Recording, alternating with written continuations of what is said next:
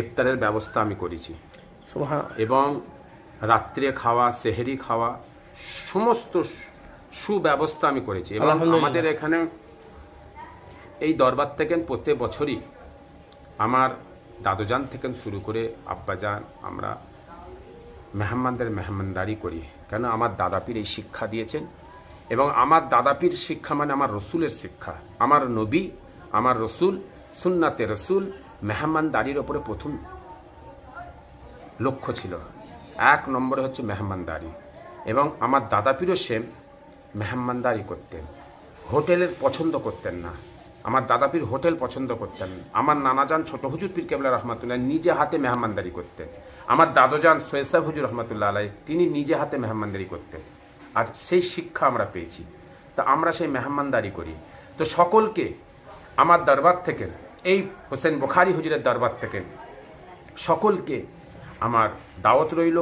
ইফতার করবেন এবং ইফতারের পরে তারাবি হবে, সুরো তারাবির নামাজ হবে। নামাজের পরে আমি খাওয়ান দাওয়ানের ব্যবস্থা, তারপর সেহরিতেও খাওয়া দাওয়া হবে।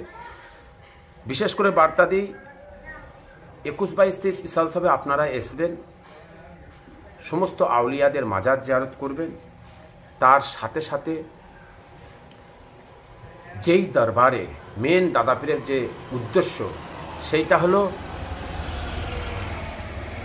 তাসাউফের দিন, ইলমে মারেফাত, কল্পটাকে সাফ করবে।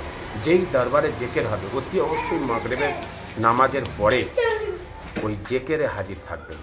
যেই দরবারে জেকের হবে সেখানে আপনারা জেকের করবেন, বসবেন। ফুরফুরা শরীফে এসে হই হাই করবেন না। এটা হই হাই করার জন্য আশা নয়। বছরে একবার এসছেন, নিজের আমলকে, নিজের জীবনের সমস্ত কাজ কর্ম ত্যাগ করে নিজের জীবনের সমস্ত গুনার কথা ভাববেন এবং এখানে সেই মাহফিলে হাজির হবেন, নিজের কল্পকে পরিষ্কার করে